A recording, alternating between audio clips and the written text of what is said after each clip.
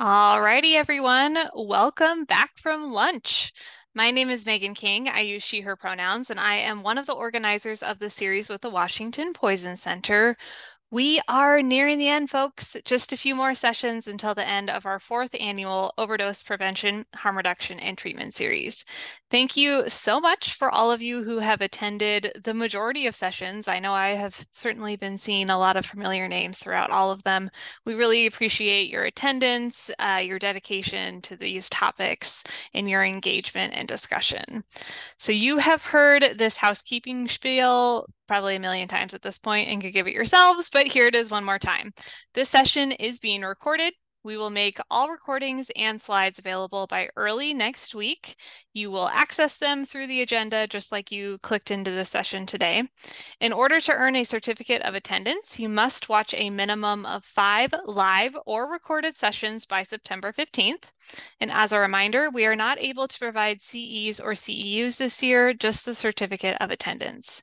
Please ask your questions in the Q&A tab on the right-hand side of the screen if you are watching through Whova. If you are watching through Zoom, we do have chat enabled, so you should be able to place your questions in chat on Zoom.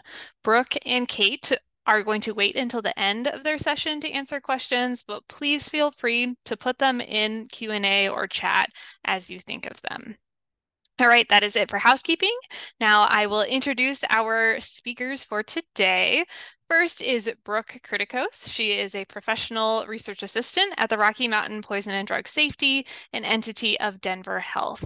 Brooke serves as the program manager for the RADAR's System Poison Centers program and StreetRx program. And Brooke will explain what RADARS is a little bit further on in her presentation. Through RADAR's programs, Brooke gathered an array of knowledge on counterfeit products available on the market, adverse events related to the misuse and abuse of drugs, and other related current public health issues. Brooke possesses an undergraduate degree in public health from Furman University and is currently pursuing her Master of Public Health in Health Systems Management and Policy at the Colorado School of Public Health. We also have Kate Reynolds with us today, who is the Director of Research at Rocky Mountain Poison and Drug Safety. Kate received her Master's in Public Health and Epidemiology from Drexel University and Pharmacoepidemiology certificate from the University of Illinois. She has been with Rocky Mountain Poison and Drug Safety for 15 years, where she's led numerous post-marketing surveillance studies, primarily focused around over-the-counter medication safety, consumer product safety, and unintentional pediatric exposures. Welcome, both of you. Thank you so much for spending some of your afternoon with us today and for sharing with us some of this really interesting and excited RADARS information. I will turn it over to you now, and thank you again. All right. Thank you very much. I will go ahead and start sharing.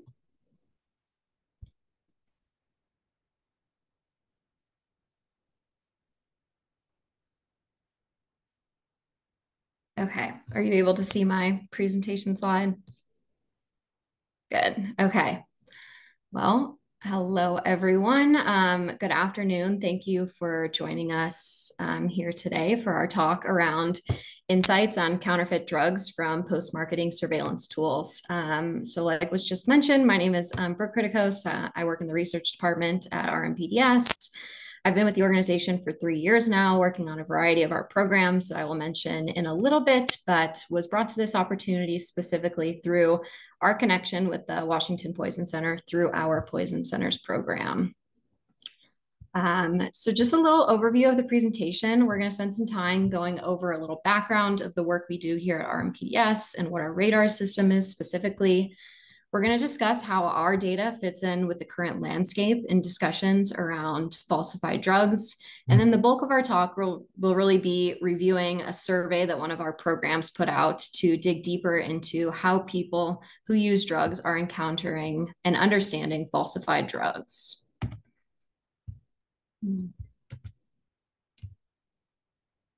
So getting in some learning objectives that we hope folks take away from this presentation. So we want you to be able to understand the prevalence of those who have encountered counterfeit drugs in the US, be able to describe the experiences, knowledge, and perceptions of those who use or have used falsified drugs, and really to be able to identify some areas for intervention to reduce harms associated with falsified drug use.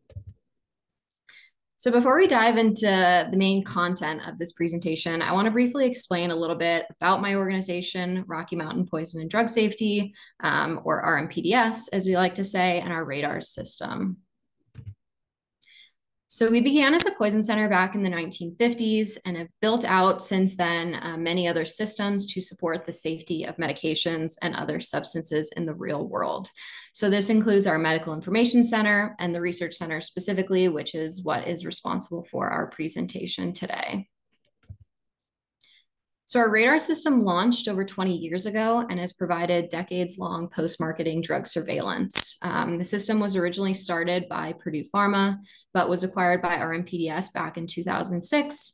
And over the past 20 years, we have added 6 programs to our radar's mosaic, encompassing a vast net of data sources. So the radar system is one of the tools further developed by RMPDS to understand the safety of prescription drugs in the real world. So our radars can really be understood through the mosaic we see here on the right. So we're mainly made up of 6 different programs to provide near real-time product-specific and geographic-specific data. So through these programs, we're able to capture post-marketing surveillance data not accessible by traditional methodologies. And so while each program is different, collectively, we aim to measure the abuse, misuse, and diversion of prescription drugs. Our Poison Centers program is one that I lead. In the PC program, we collect data from 48 different poison centers across the country on our 13 drugs of interest. And we analyze these cases for exposure reason, route, and specific products within the exposure. StreeterX is another program I lead, which I think is really interesting. So StreeterX is a crowdsourcing website where users are able to anonymously post prices that they paid or heard were paid for drugs on the street. So users of the site can also rank drug purchases and tell others whether they think they got a good deal or a bad deal on their purchase. So that is our radar system. So to give some background and to give a good picture on where we're coming from in doing the work being presented today of falsified drugs, I think it's really important to see how this work fits into the overall picture of what we do here at RMPDS and what our data is really telling us. So a lot of the work that we do and have done helps inform many of our future projects and where we need to shift our focus in terms of the ever-changing landscape of pharmaceutical and illicit drugs. So when we start thinking about counterfeit drugs, looking at some of our other program data is important. So looking here, we have data from our treatment centers program, which tracks abuse of prescription and illicit drugs by individuals entering treatment programs. When we look at this graph across the x-axis, we're looking at major opioids combined. So this is oxycodone, hydrocodone, hydromorphone, morphine, and tramadol. And on the y-axis, we see endorsements of abuse per 100,000 population.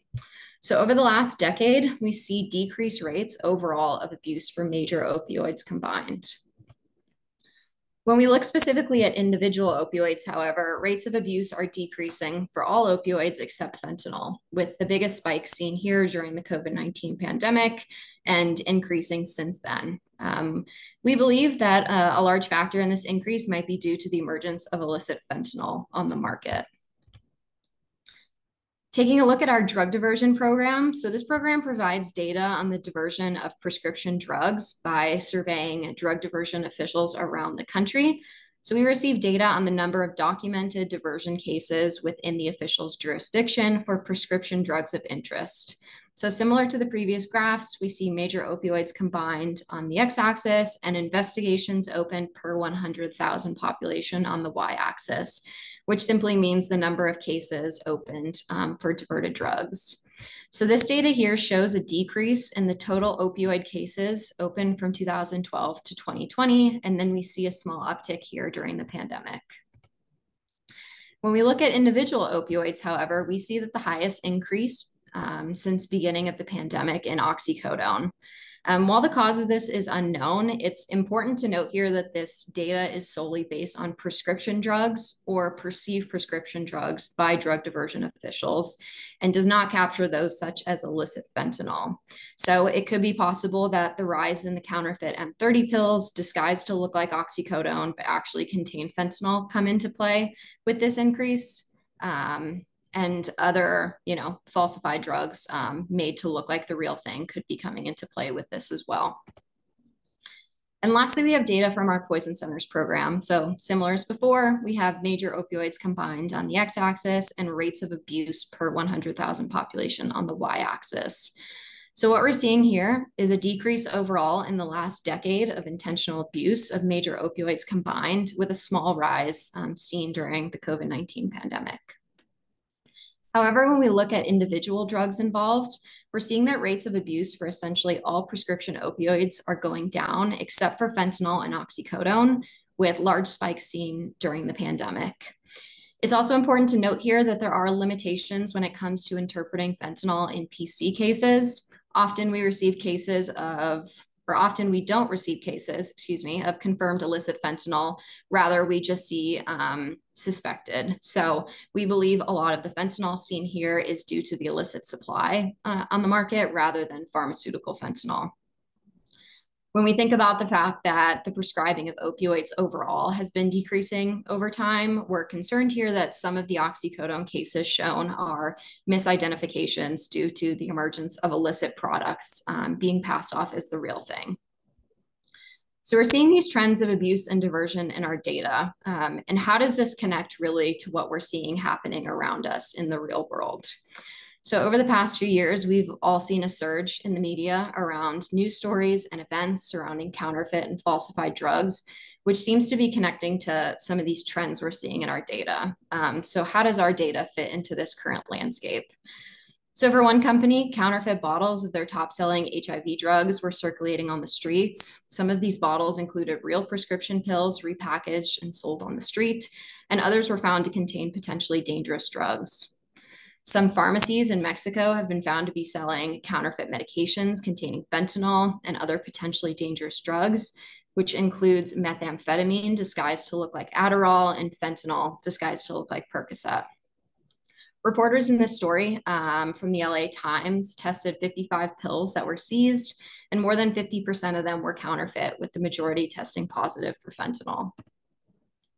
Earlier this year, Illinois State Police seized 123 pounds of counterfeit drugs, as well as 500,000 fake pills laced with fentanyl. Chicago Customs and Border Protection reported that during fiscal year 2020, they seized over 8,000 pounds of drugs. And these are just a small blip in the handful of stories that we've been seeing. And we've also been seeing how stories of this problem is impacting young people. When many have purchased drugs they don't know are counterfeit and have died as a result of using them.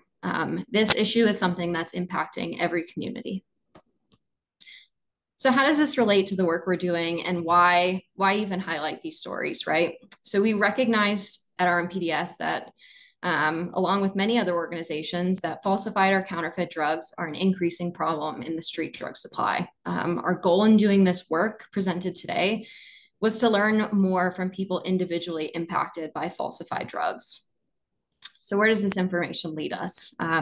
So our radar system data is showing us that rates of intentional abuse for oxycodone and fentanyl have been on the rise for the past few years, and the diversion of oxycodone has been on the rise since COVID-19 as well. Reports from the media are suggesting that the prevalence of falsified drugs in the street supply and foreign pharmacies is an emerging crisis. So in taking this research a step further, one of our programs sought out to see how we can understand how common falsified drugs are on the population level. So like I mentioned, one of our RADARS programs, the non-medical use of prescription drugs, or NMURX, as we like to call it, helped us try and answer this question. So the NMURX program aims to provide accurate estimates of drug use and associated behaviors among the general adult population. So this uses an online cross-sectional survey that asks about drug use behaviors and goes out in 2 waves each year, in the spring and the fall. And this is a self-administered confidential survey which recruits around 60,000 survey respondents per year. So we had three main study goals. The first being from what we call our parent survey, or this biannual survey that we send out. And the last two are from our follow-up survey to dig a little deeper into the question of counterfeits or falsified drugs. So for the parent survey, our goal was to provide an initial assessment of the prevalence of use of falsified drugs in the United States. And for our follow-up survey, we aim to describe knowledge people who use drugs have of falsified drugs they encounter, and to describe the methods people who use diverted drugs employ when identifying falsified drugs. So the first part of this, as I mentioned, was the general population survey when we started an initial surveillance of falsified drugs in 2022. So in this survey, respondents were asked in the past 12 months, do you believe you used a counterfeit medicine? With follow-up questions about suspected actual drug and questions on the appearance of the drug. So the results from this survey are statistically weighted to the national population, which we will see in the data. The second part contained the follow-up survey, which was sent to those who had encountered a counterfeit drug. The follow-up population surveyed were more likely to encounter a falsified drug and were the closest proxy to getting at this higher risk population when pulling from the parent survey to the follow-up survey. So respondents in the follow-up survey were asked open-ended questions about experiences, perceptions, and knowledge, with some example questions seen here on the slide. So in total, 59,041 NMURX parent surveys were completed in 2022, which after statistical weighting represents 259 million US adults over the age of 18. So when we look at this table, we have prevalence estimates from the parent survey for those who have used falsified products, those who have used illicit drugs without falsified products, and those who have non-medically used prescription opioids and stimulants without the use of either falsified products or illicit drugs. So the estimated prevalence of self-reported past 12-month use of any falsified drug was 1.8%, which corresponds to approximately 4.6 million US adults, which is an extremely alarming number to see for the number of people who have potentially encountered a falsified drug. The prevalence of illicit drugs was higher than that of falsified products at 4.3% of the population, which again is a significant number of individuals when we consider weighting estimates, which would put this to be a little over 10 million US adults. So when we look at DAS scores, which measures the degree of consequences related to drug abuse, 36.5% of those who had used falsified products had a DAS score of 3 and above, which is higher than those who non-medically use prescription drugs and slightly lower than those who use illicit drugs. So this is especially concerning given that the prevalence is significantly higher than those who non-medically use prescription drugs, and many people who use falsified drugs are likely aiming to receive prescription drug products. And then looking at those who use illicit drugs without falsified products, this group had the highest DAS scores compared to those who use falsified products and those who non-medically use prescription drugs, which was not too surprising to see here. So when we're looking at census divisions, the estimated percentage of falsified drug use is highest in the West, South Central, Pacific, Middle Atlantic, and South Atlantic divisions, which are all slightly higher than the total population use at 1.8%. To note here, which I find interesting, the highest prevalence division of West, South Central is approximately double the lowest, which is East, South Central, which is interesting to see given that they are geographically right next to each other. So from the parent survey, respondents were asked where they got their counterfeit medicine. Friends and family members, dealers, and online were the primary sources of falsified drugs. It's really interesting to see here the number of those who receive these potentially dangerous products receive them from those they know and likely trust. When asked what drug respondents thought was actually in their counterfeit medicine, fentanyl, methamphetamine, and heroin were the most suspected substances in the falsified drugs. And it's interesting to note here that 15% didn't know what drug was in it, and 14.5% thought there were no drugs in it at all. Lastly, we asked what real pharmaceutical the counterfeit medicine looked like. Surprisingly, 28% of respondents didn't know what it was attempting to be.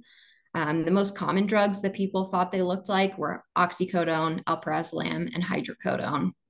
So there's an opportunity here really to educate users on how to identify what real prescriptions look like.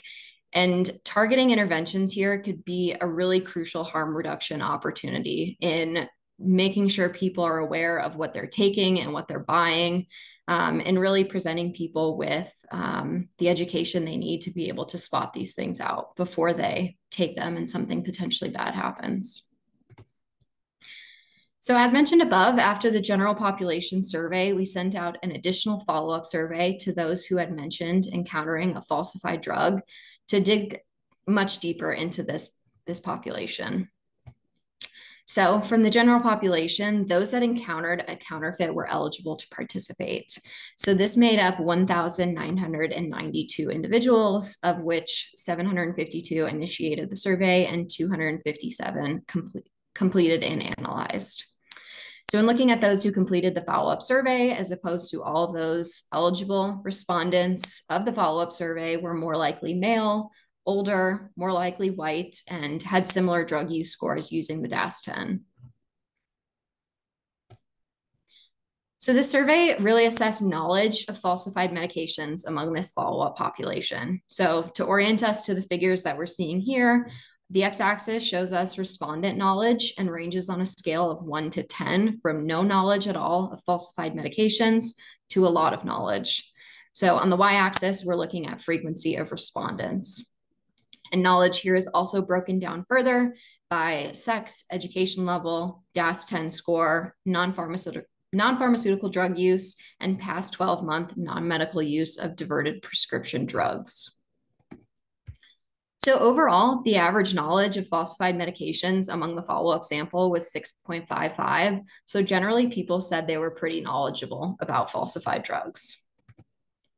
When we look at sex, both males and females aged 55 and up had lower mean knowledge of falsified medications compared to younger age groups at 4.23 and 5.15, respectively. When looking at education levels, those with a bachelor's or higher or trade school had a higher mean knowledge compared to lower education levels at 6.98%. Which can also kind of show us an opportunity here for those that we need to target education towards. So when we look at some key characteristics of the follow-up sample, there are a couple really interesting things here to note. So while only 30.7% of respondents had ever used a fentanyl test strip, 41.8% of those received their test strip online, and 35.4% received it straight from their dealer, which we were not expecting to see, which I find very interesting that those dealing the drugs are the ones ensuring essentially that their clientele or customer base are having safe products to use. So most respondents said that they actively avoided counterfeit drugs at 60.3%. However, when we look specifically among counterfeit users, 61% of those endorsed that they actively sought them out, which is definitely concerning, a concerning statistic to see that people are actively seeking out falsified drugs. We then asked those respondents who have received falsified drugs to identify characteristics that they used for knowing that the drug they purchased was falsified. So the most common characteristics that caused respondents to suspect the drug was falsified included experiencing a stronger high, noticing that the pill was the wrong color, noticing that the pill was crushing and crumbling in unexpected ways, and the pill having an incorrect imprint on it. So some respondents also had ways to test their drugs. 9.1% had a test kit that showed that their drug contained something other than what they intended to receive. And 5% of those identified that their drug contained fentanyl by using a fentanyl test strip. So this information here really ties to that knowledge piece that we described above. So we found that people are generally pretty knowledgeable when it comes to falsified drugs. And that's really evident here when we see the ways that people are able to make these identifications, really knowing what they should be looking for in what they're buying, knowing ways to, identify if what they're receiving is falsified. So overall, the knowledge people have are helping out in ways to be able to identify falsified drugs. So when we move into the qualitative findings of the survey, the study team identified four main themes around diversion. So why does diversion matter here when we're discussing falsified drugs?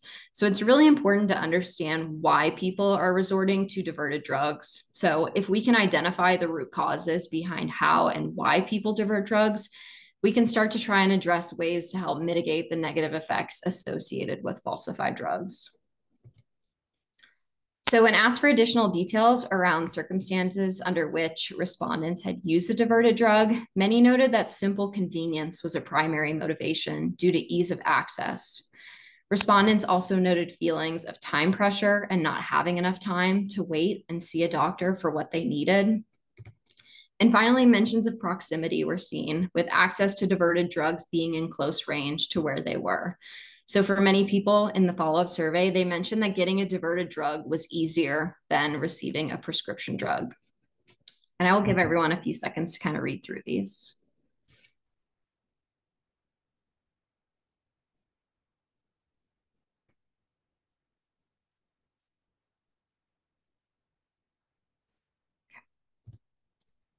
The second theme around diversion was that pill sharing was common. So pill sharing is defined in this study as the sharing of pills, usually amongst friends or family, and usually without the exchange of money or payment for the drugs. So these drugs usually originate from a prescription held by the diverter, i.e. the person giving the drug. So we saw respondents using diverted drugs due to it being a cost-saving mechanism and a desire to get them for free. Unmet healthcare needs was also noted in regards to limits from doctors in prescribing. Family and friends were the most common sources of diverted drugs, with many accessing leftover or excess meds from their friends or family. Some respondents regarded the act of diversion with merit in that they were being helped by those who cared for them, rather than identifying these people who gave them diverted, falsified drugs as bad people. And current prescriptions from pill diverters were also noted, with people receiving other people's current prescriptions. I'll give you all a few seconds to read through these as well.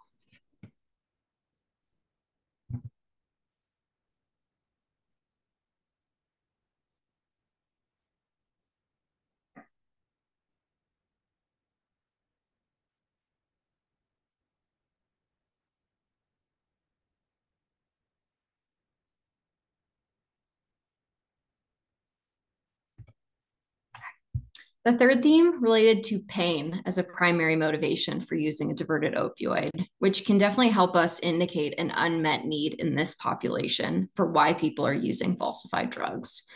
So some respondents saw the diversion of drugs as a loan and being able to return the favor when they received their prescription because they were having issues receiving theirs. We also saw evidence of people not being able to schedule a doctor's appointment and receiving drugs from others while they waited for an appointment. Chronic pain was also cited, with some not receiving receiving the medicine they need to manage their chronic conditions. And I'll give you some time to read through these as well.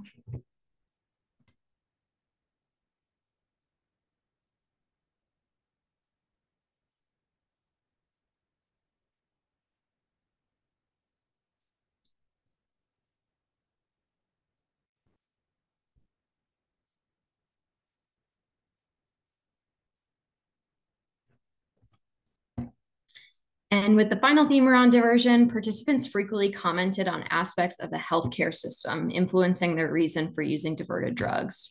Many felt that there was a lack of access to proper medical care and had difficulties navigating the healthcare system. We saw a general sense of frustration with healthcare providers in restricting access to pain medications. There was also a lot of stigma noted by respondents and how they were treated by healthcare providers when seeking pain medications. And lastly, we saw a lack of agency by users in making choices regarding their care. So, one respondent here felt undertreated and discriminated against. Another felt forced into using diverted opioids from being unable to seek out a prescription. And another noted that it simply wasn't worth the effort in obtaining a prescription. I'll give you some time to read through these as well.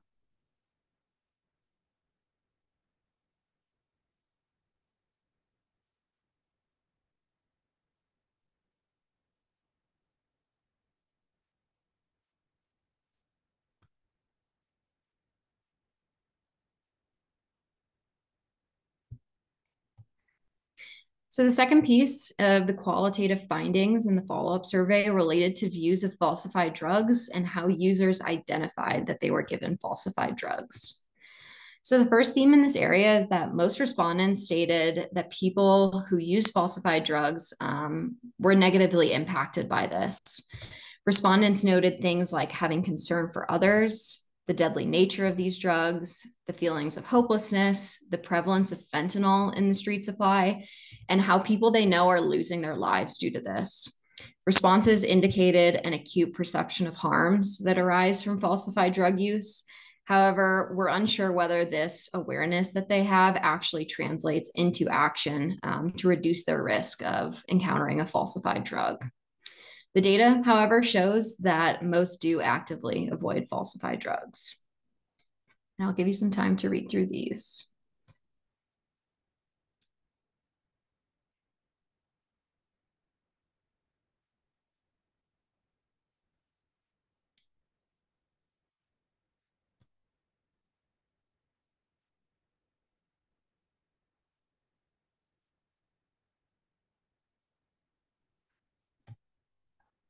So respondents had a variety of methods to identify falsified drugs.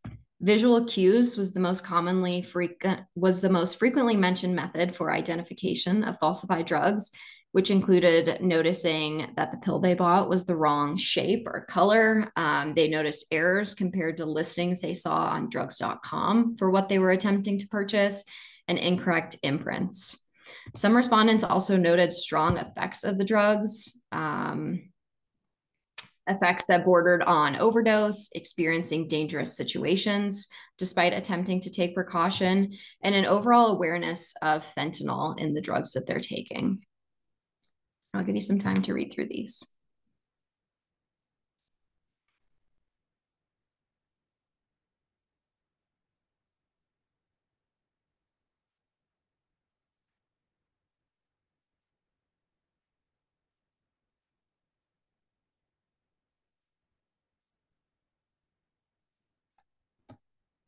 Many respondents only realized that a drug was falsified after taking it and experiencing unusual or unexpected effects. There were also a variety of other methods noted by respondents, such as doing their own research online about pill identification.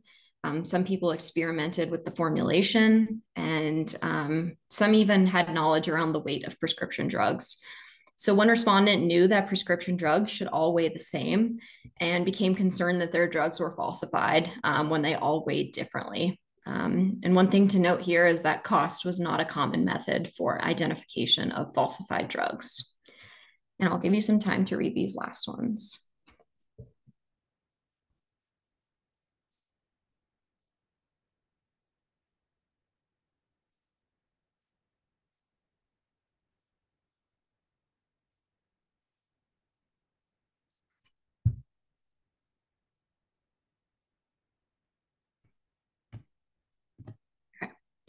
So moving into some of the strengths and limitations of these surveys. So for our strengths, we have an enhanced, mixed methods design, which essentially means that we're able to collect both qualitative and quantitative data. We aim to have proactive bias mitigation. So we've designed the survey to limit incorrect information by incorporating skip logic. We shuffle the order of questions in which respondents see them, and we exclude careless responses. So if somebody selects true for every single answer for the drugs that they've taken, we would exclude that based on a careless response. And finally, we have rare behavior analysis. So our team was able to capture a wide net here to start to understand these rare behaviors. So it's generally pretty hard to find people to get answers on for the questions we're looking at. So this survey helped us find a way to reach this certain population. And on to some of our limitations. Our question validation is ongoing, so it takes time to make sure that our questions are being answered with the correct interpretation, but we do work towards constantly validating our questions.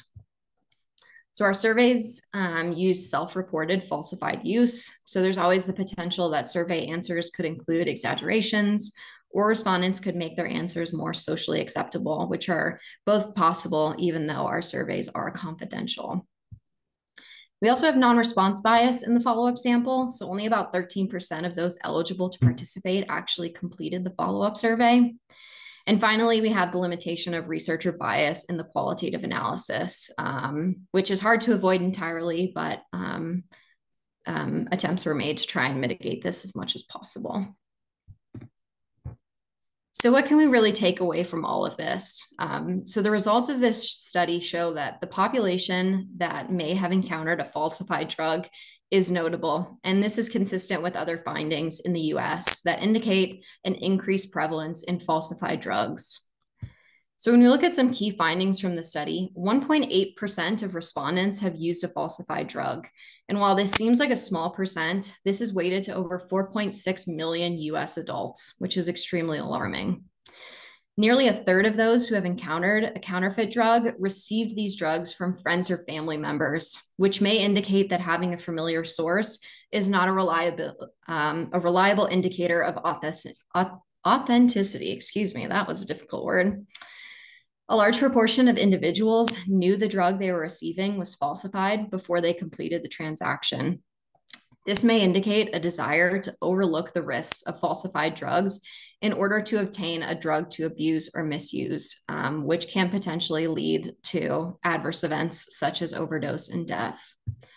And so while many people knew that the drug was falsified, the majority did not, which means that there's a need for expanding easy methods for drug testing beyond test strips. Not knowing that the drug you took was falsified until after the fact is too late for harm reduction techniques to work. So targeted interventions need to occur before this happens. Many respondents cited unmet pain needs and lack of access to proper care as drivers for seeking diverted substances and winding up with counterfeit drugs. We need to look at the root of why people are resorting to diverted drugs in the first place. This lack of supply in pain medications and oversupply in unused drugs are really working together to fuel an unmet need for pain medications. And lastly, while overall negative perceptions of falsified drugs exist, 40% of those who have encountered a falsified drug didn't actively avoid them, which I find quite interesting. The need for these pain medications in some is outweighing the known risks associated with them for people using.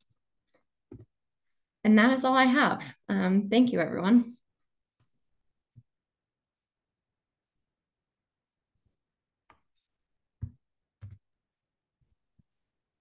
All righty. Thank you, Brooke. Let's see. We do have one question on Huva.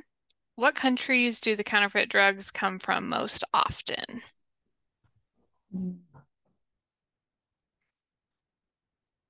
That is not a question that we asked. So we're not quite certain where people are receiving these falsified drugs from.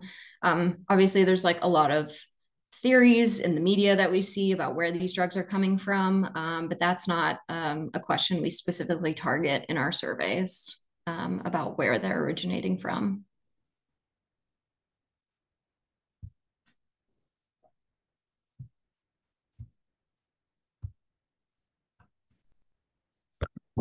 Well, I will ask some questions if people are not coming up with any at the moment.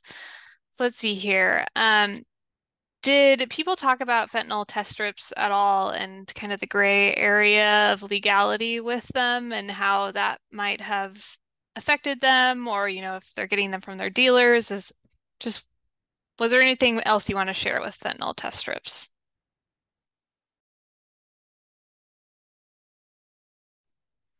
Can you repeat the first part of that again? Just wondering if like people spoke to the gray area of legality with fentanyl test strips at all, and maybe the impact that might have on them.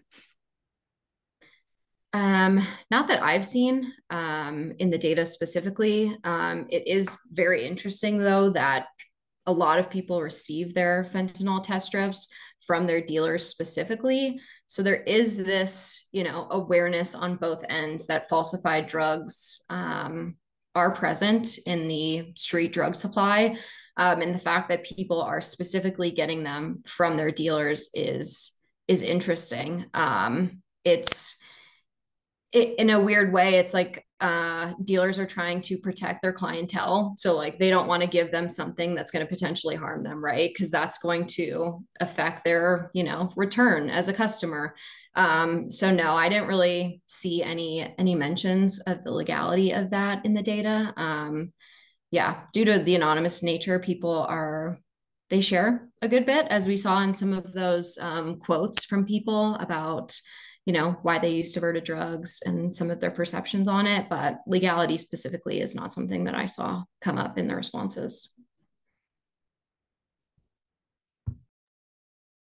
And along the same lines of what you were just talking about with sort of the dealer perspective on, why they might be providing fentanyl test strips, did you look into dealer perspectives specifically at all? Do you know anything more about that? No, that's an area we haven't touched into, yeah, into specifically asking dealers questions. Right, people come up with your questions, so it's not just me asking them. Let's see here. I asked Kate if there was anything else you all wanted to speak to, and one of the questions she came up with is, where would you prioritize interventions based on your data?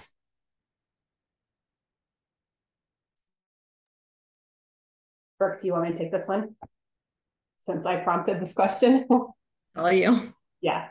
So I think one of the things that's maybe most insightful for me is that the idea of maybe a dealer that you can't trust and is on the street corner and you have some type of shady interaction to get your drug is kind of irrelevant in this context, at least amongst the people that we survey. So the interactions tend to be almost more relational, and so the opportunity to educate both people who are quote unquote dealing as well as people who are receiving medications from someone that other than a doctor, I think would be tremendously impactful from a harm reduction perspective. If you can't stop the actual transactions themselves, helping people really understand the risk on both sides of that, I think would be really impactful in this case, especially since the transactions themselves are quite stigmatized. Anything you wanted to add to that, Brooke? No, Kate pretty much covered it. Sounds good. All right, Kate, I'll ask you your other question. Are there other methods that can be performed to understand the risk of counterfeit drugs? Yeah, what I was thinking, through this is one of the big limitations of this type of study is the nature of the self-report. So someone has to go in and indicate this information based on what they understand to be true.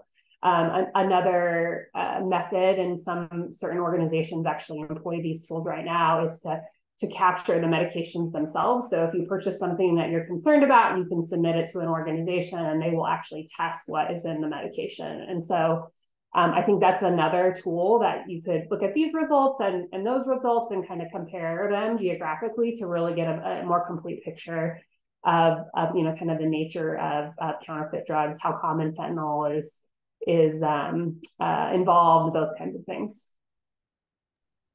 And I will put in a plug here that You all should listen to the session that we had on Tuesday that was on harm reduction with stimulants and featured a couple speakers from Blue Mountain Heart to Heart, which is in southeastern Washington. They actually will perform drug checking for people who bring their drugs in. There are locations in King County as well that will do that, and I believe in Spokane. So that is one way to find out what is in drugs beyond those test strips. Alrighty. Well, I think that is it on questions. Quiet group today. It's all right. We're nearing the end. I think people are losing steam a little bit. That's all right. We can end a little bit early to allow you all to have a short break before our next session. So thank you so much, Brooke and Kate, for being here today, for sharing the research that you've done. It's really fascinating, and I'm sure that everyone learned a lot today. So thank you for sharing your time and your expertise with us. Thank you very much for having us. Yes, thank you for the opportunity. Have a great afternoon. Bye. Thank you.